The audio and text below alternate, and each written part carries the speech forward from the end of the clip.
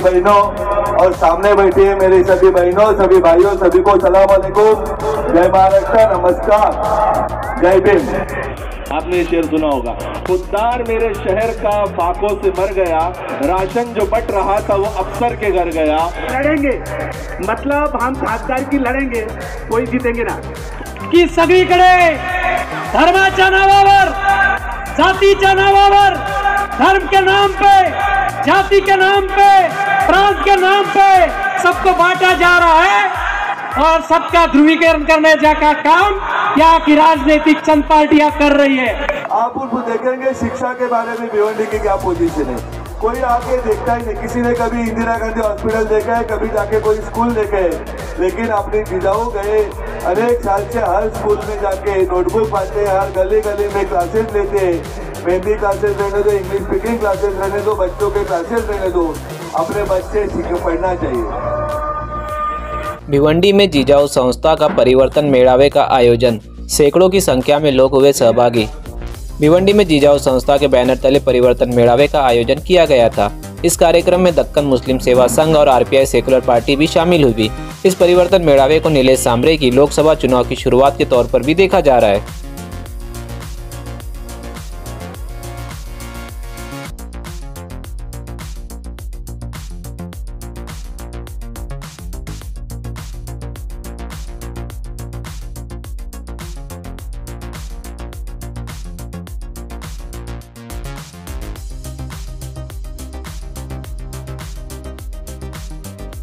म्हणून त्यांनी काम केलं पाहिजे, ज्याप्रमाणे घटनेमध्ये डॉक्टर बाबासाहेब आंबेडकरांनी लिहिलं आहे। त्या राजकारण ही सेवा आहे, लोकप्रतिनिधी निवडून आलेला हा जनतेचा सेवक असतो, हा सेवक निवडून आला पाहिजे या दृष्टीने आजची बैठकीचं आयोजन करण्यात आलं होतं। आणि खूप चांगला प्रतिसाद पंकज राहू दे, चन्ने साहेब राहू दे, इम्रान भाई राहू दे, यांच्या सर्व टीमनी खूप चांगला प्रतिसाद दिलेला आहे। आज हजारोच्या संख्येने आमच्या भगिनी होत्या, बांधव होते, ते बघून खूप आनंद वाटला।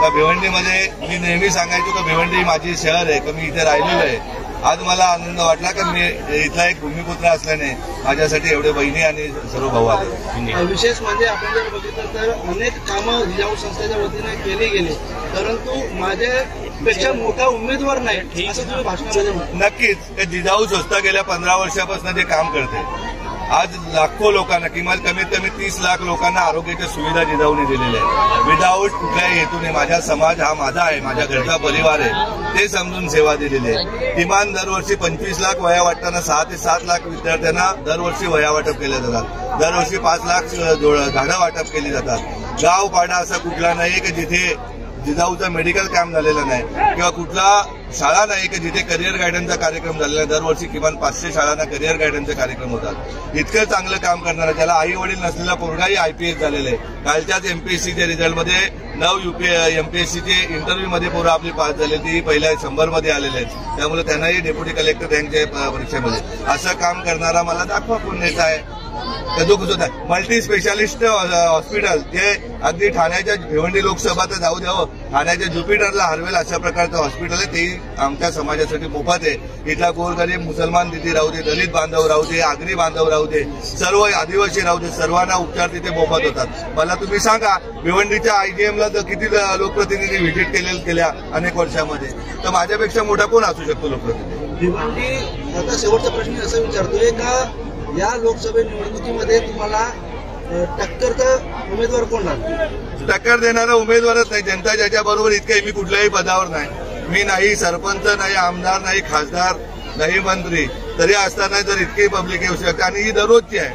आता मुरबाडला चाललोय, मुरबाडला इतकीच गर्दी असेल, मला भिवंडीवरनं मुरबाडला लोक न्यायला नाही लागणार। लढाई कोणासोबत राहणार? अद्याप निर्णय आता 27ला फायनल होईल, जेव्हा 6 लोकसभेतली विधानसभेतली लोक येतील आणि आमचे बांधव भगिनी जेव्हा सांगतील का तुम्हाला लोकसभा लढवायची, त्या दिवशी आम्ही निर्णय देऊ। टक्कर आमची कोणाबरोबर नसेल। आम्ही शहापूरच्या प्रेस कॉन्फरन्समध्ये सांगितलं, आम्ही निवडणुकीला उभा राहिलो तर 5 लाख मतांनी निवडून येऊ, महाराष्ट्रात सर्वात जास्त मतं।